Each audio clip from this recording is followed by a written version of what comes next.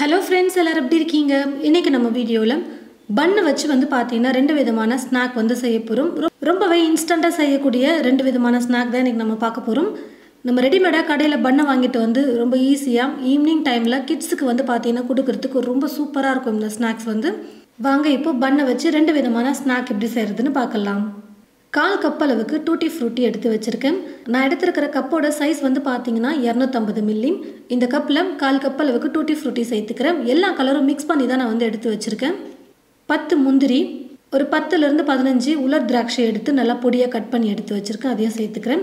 உங்களுக்கு என்ன dry fruits பிடிச்சிருக்கோ அது எல்லாமே நீங்க சேர்த்துக்கலாம்.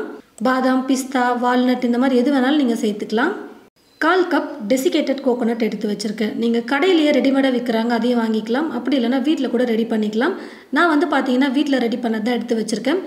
நல்ல ஒரு அடிகனமான பாத்திரம் எடுத்துக்கணும். நான் வந்து இப்போ நான்ஸ்டிக் பேன் வந்து எடுத்திருக்கேன். இதில் துருவி வச்சிருக்கிற தேங்காவை சேர்த்துட்டு ஸ்டவ்வை லோ ஃப்ளேமில் வச்சுக்கிட்டு நல்லா ட்ரையாக வர வரைக்கும் நம்ம வறுத்துக்கணும். அதாவது கொஞ்சம் கூட ஈரப்பதம் இல்லாமல் இந்த மாதிரி தேங்காவை எடுத்து நம்ம கொட்டும்போது நல்லா உதிரி உதிரியாக விழுதான்னு பாருங்கள். இந்த அளவுக்கு நல்லா ட்ரையாக நீங்கள் வறுத்து எடுத்துக்கிட்டிங்கன்னா போதும். டெசிகேட்டட் கோகோனட் ரெடி ஆகிடும். நான் வந்து 1/4 கப் அளவுக்கு இப்போ டெசிகேட்டட் கோகோனட் வந்து எடுத்து வச்சுருக்கேன். அதை சேர்த்துக்கிறேன். பவுடர் பண்ண சர்க்கரையை 1/4 கப் அளந்து எடுத்து வச்சுருக்கேன். கொஞ்சம் ஸ்வீட் அதிகமாக நான் வந்து செய்கிறேன். உங்களுக்கு ஸ்வீட் மீடியமாக இருந்தால் போதும்னு நினச்சிங்கன்னா 1/4 கப்புக்கும் கொஞ்சம் குறைவாகவே சேர்த்துக்கோங்க. 1/4 டீஸ்பூன் ஏலக்காய் தூள் சேர்த்துட்டு நல்லா கலந்து கொடுத்துக்கலாம். எல்லாம் நல்லா மிக்ஸ் ஆகிட்டு வரணும். எல்லாத்தையும் நல்லா மிக்ஸ் பண்ணதுக்கப்புறமா பன் வந்து பார்த்தீங்கன்னா நான் எடுத்து வச்சுருக்கேன். கடையில் இந்த மாதிரி நான் ரெடிமேட் பன் வாங்கிட்டு வந்துட்டேன். உங்களுக்கு எந்த சைஸ் பிடிச்சிருக்கோ அந்த சைஸ் நீங்கள் வந்து பார்த்தீங்கன்னா எடுத்துக்கலாம். நான் வந்து குட்டி குட்டியாக இருக்கிற பன் தான் இப்போ நான் எடுத்து வச்சுருக்கேன். நான் எடுத்துருக்கிற அந்த ஸ்டஃப் பண்ண அளவு வந்து பார்த்தீங்கன்னா ஒரு 7-8 பன் வந்து செய்ய முடியும். ஒரு 7-8 பன்னுக்கு வந்து பார்த்தீங்கன்னா அந்த உள்ள ஸ்டஃப் பண்ண முடியும். குட்டி குட்டியாக இருக்கிற பன்னுக்கு நான் சொல்கிறேன். கத்தியில் வந்து பார்த்தீங்கன்னா இந்த மாதிரி நடுவில் மட்டும் நல்லா அப்படி கட் பண்ணி எடுத்துடலாம். உள்ள வரைக்கும் பன்னை வந்து பார்த்தீங்கன்னா கட் பண்ணி இது போல் எடுத்து வச்சுக்கணும். இது போல் பண்ணிவிட்டு ரெடி பண்ணியிருக்கிற இந்த ஸ்வீட்டை வந்து பார்த்தீங்கன்னா உள்ளே நல்லா வச்சு ப்ரெஸ் பண்ணி விட்டுக்கலாம். நல்லா டைட்டாக வச்சு அழுத்தி விட்டுட்டு இதே போல் மீதி இருக்கிற எல்லா பன்னையுமே வந்து பார்த்தீங்கன்னா நடுவில் மட்டும் கட் பண்ணி எடுத்துட்டு உள்ளே நம்ம ரெடி பண்ணியிருக்கிற இந்த ஸ்வீட்டை வச்சுக்கலாம். இப்போ ஒரு கப்பில் ஒரு முட்டையை மட்டும் உடைச்சி சேர்த்துட்டு டேஸ்ட்டுக்காக சும்மா ஒரு பிஞ்ச் அளவுக்கு உப்பு சேர்த்துட்டு நல்லா கலந்து கொடுத்துக்கிறேன். இது போல் முட்டையை நல்லா அடித்ததுக்கப்புறமா ஸ்டவ்வை பற்ற வச்சுக்கிட்டு ஸ்டவ் மேலே ஒரு தோசைக்கல் வச்சுட்டு கல் நல்லா சூடேறினதும் கொஞ்சமாக வெண்ணெயை வந்து பார்த்தீங்கன்னா சேர்த்துக்கிறேன். உங்களுக்கு வெண்ணெய் பிடிக்கலன்னா நெய் கூட சேர்த்துக்கலாம். ஆனால் வெண்ணெய் சேர்த்து செய்யும் போது ரொம்ப டேஸ்ட் வந்து சூப்பராக இருக்கும். வெண்ணெயை நல்லா இந்த மாதிரி ஸ்ப்ரெட் பண்ணதுக்கப்புறம் நம்ம ரெடி பண்ணியிருக்கிற முட்டையில் வந்து பார்த்தீங்கன்னா இந்த பன்னை நல்லா டிப் பண்ணிவிட்டு தோசைக்கல்லில் வச்சுக்கணும். அடியில் வந்து பார்த்தீங்கன்னா நம்ம கட் பண்ணிவிட்டு உள்ளே வந்து பார்த்தீங்கன்னா அந்த ஸ்வீட் ஸ்டஃப் வந்து வச்சுருக்கோம். அது கொட்டாமல் இருக்கணும் பாருங்கள். அதுக்காக இந்த மாதிரி முட்டையில் டிப் பண்ணிவிட்டு ஒரு லேயர் மாதிரி நம்ம பண்ணிவிட்டு குக் பண்ணி எடுக்கும்போது உள்ளே இருக்கிற ஸ்டஃப்லாம் வெளியில் வராமல் இருக்கும்.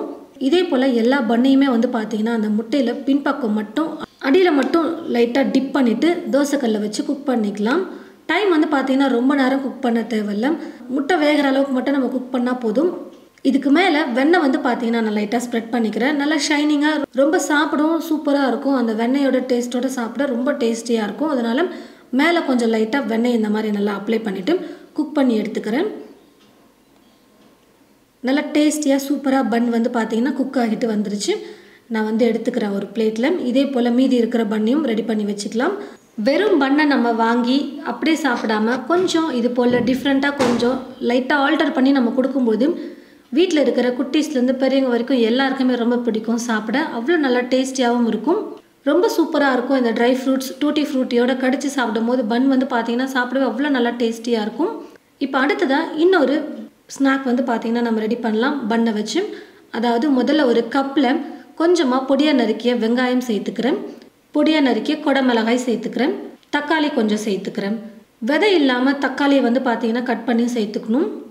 கொஞ்சமாக சில்லி ஃப்ளேக்ஸ் வந்து சேர்த்துக்கிறேன். வரமிளகாவை மிக்சியில் நல்லா இந்த மாதிரி கொஞ்சம் கொரகொரப்பாக அரைச்சி எடுத்துக்கிட்டால் போதும். சில்லி ஃப்ளேக்ஸ் ரெடி ஆகிடும். மோசரல்லா சீஸ் வந்து பார்த்தீங்கன்னா நல்லா பொடியாக கட் பண்ணி எடுத்து வச்சுருக்கேன். நீங்கள் துருவி கூட சேர்த்துக்கலாம். நான் வந்து சின்ன சின்னதாக ரொம்ப பொடியாக கட் பண்ணி வச்சுருக்கேன். அது கொஞ்சம் சேர்த்துக்கிறேன். நம்ம எடுத்துருக்கிற வெங்காயம், தக்காளி, கொடமிளகாவை விட சீஸ் வந்து பார்த்தீங்கன்னா அதிகமாக இருக்கணும். அப்போ தான் சாப்பிட நல்லாயிருக்கும். எல்லாத்தையும் ஒன்றா சேர்த்து நல்லா கலந்து கொடுத்ததுக்கப்புறம் பன் வந்து பார்த்தீங்கன்னா எடுத்து வச்சுருக்கேன். இது வந்து கொஞ்சம் பெரிய சைஸ் பன். இந்த பன்னை எடுக்கும்போது கரெக்டாக இருக்கும். நார்மலாக டீ கடையிலேருந்து பேக்கரி வரைக்கும் ஈஸியாக கிடைக்கக்கூடிய பன்னு தான் நான் வந்து எடுத்து வச்சுருக்கேன்.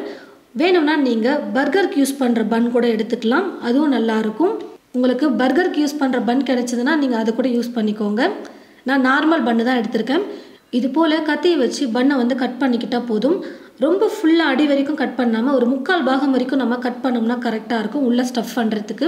இப்போது நம்ம ரெடி பண்ணி வச்சுருக்கிற இந்த சீஸ்லாம் இருக்குது பார்த்தீங்களா, அதெல்லாம் கொஞ்சம் கொஞ்சமாக கட் பண்ணி வச்சுருக்கிற இந்த ஒவ்வொரு கேப்லேயுமே வந்து பார்த்திங்கன்னா இந்த சீஸை வந்து ஃபில் பண்ணிக்கலாம். எந்த அளவுக்கு முடியுமோ அந்த அளவுக்கு நம்ம ஃபில் பண்ணும்போது நல்லாயிருக்கும் குக் ஆகிட்டு வரும்போது சாப்பிட. எல்லாத்தையும் நல்லா ஃபில் பண்ணதுக்கப்புறமா இதுக்கு மேலே கொஞ்சமாக சில்லி ஃப்ளேக்ஸை வந்து பார்த்திங்கன்னா தூவி விட்டுக்கிறேன். கூடவே ஓரிகானோ வந்து பார்த்திங்கன்னா நம்ம ஸ்ப்ரெட் பண்ணிக்கலாம். அது வந்து பார்த்திங்கன்னா பீஸா மேலெலாம் நம்ம தூவி விடுறோம். பீஸா மேலே வந்து பார்த்திங்கன்னா ஸ்ப்ரெட் பண்ணி விட்டுட்டு நம்ம சாப்பிடுவோம். அதுதான். அது இல்லைனா பரவாயில்ல, வெறும் சில்லி ஃப்ளேக்ஸ் மட்டும் நீங்கள் சேர்த்துக்கலாம். ஓரிகானோவையும் லைட்டாக ஸ்ப்ரெட் பண்ணி விட்டுட்டு நம்ம சாப்பிடும்போது இன்னும் நல்லா சூப்பராக இருக்கும். பீஸா சாப்பிட்ட மாதிரி ஃபீல் ஆகும். இன்னொரு பன்னை வந்து பார்த்திங்கன்னா நான் இது போல் ஒரு சைடு மட்டுமே கட் பண்ணி வச்சுருக்கேன். உங்களுக்கு எப்படி பிடிச்சிருக்கோ அந்த மாதிரி கட் பண்ணிவிட்டு பன்னுக்குள்ளே நீங்கள் ஸ்டஃப் பண்ணிக்கலாம். இப்போ இது போல் சீஸை வந்து வச்சதுக்கப்புறமா மேலே கொஞ்சமாக சில்லி ஃப்ளேக்ஸும் ஓரிகானோவும் சேர்த்துட்டு குக் பண்ணிக்க போகிறேன். சீஸ் வந்து நல்லா மெல்ட் ஆகிட்டு வந்தால் தான் சாப்பிட நல்லாயிருக்கும். அதனால ஸ்டவ்வை பற்ற வச்சுக்கிட்டு ஸ்டவ் மேலே ஒரு தோசைக்கல் வச்சுருக்கேன். நீங்கள் தோசைக்கல்க்கு பதிலாக ஏதாவது ஒரு பேன் கூட எடுத்துக்கலாம். நல்லா அடி பிடிக்காத மாதிரி கொஞ்சம் அடிகனமான பாத்திரமாக எடுத்துக்கோங்க. ஸ்ட்ரைட்டாக நம்ம தோசைக்கல் மேலே வைக்கும்போது சீக்கிரமாக குக் ஆகிட்டு கருக ஆரம்பிச்சிடும். அதனால் பன்னு வந்து கருகாமல் தீயாமல் குக் பண்ணணும் அப்படின்னா இது போல் பட்டர் ஷீட் எடுத்துக்கிட்டு இதுக்கு மேலே லைட்டாக நான் வந்து வெண்ணெய் அப்ளை பண்ணி வச்சுருக்கேன். வெண்ணெய் வந்து ஆப்ஷன் தான். வெண்ணெய் கூட சீக்கிரமாக கருகிறதுக்கு சான்ஸ் இருக்குது. அதனால் நீங்கள் வெண்ணெயை ஸ்கிப் பண்ணிவிட்டு கூட நீங்கள் வெறும் பட்டர் ஷீட் மேலே பன்னை வந்து வச்சுக்கோங்க. இது போல் பன்னை வச்சுட்டு கொஞ்சமாக வெண்ணெய் வந்து பார்த்தீங்கன்னா லைட்டாக நான் அப்ளை பண்ணிக்கிறேன். இது வந்து ஆப்ஷனல் தான், வேணான்னா நீங்கள் ஸ்கிப் பண்ணிக்கலாம். கொஞ்சம் டேஸ்ட் வந்து நல்லாயிருக்கும். அந்த வெண்ணெயோட ஸ்மெல்லும் வந்து பார்த்திங்கன்னா ரொம்ப சூப்பராக இருக்கும் குக் ஆகிட்டு வரும்போது. அதனால் மேலே வெண்ணெயை லைட்டாக நான் வந்து இது போல் ஸ்ப்ரெட் பண்ணி விட்டுக்கிறேன். ஸ்டவ்வை வந்து குறைச்சி வச்சுட்டு நம்ம குக் பண்ணிக்கலாம்.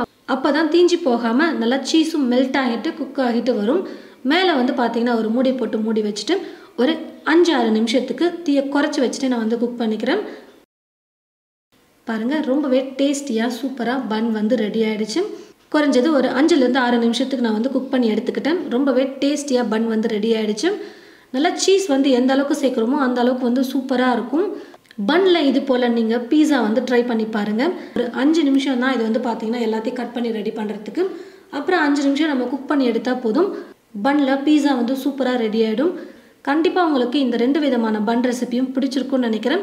ரெடிமேடாக பன்னை வாங்கிட்டு வந்து இது போல் ஸ்வீட்டாகவும் செஞ்சு பாருங்கள். இந்த மாதிரி பீஸாவும் வந்து ட்ரை பண்ணி பாருங்கள்.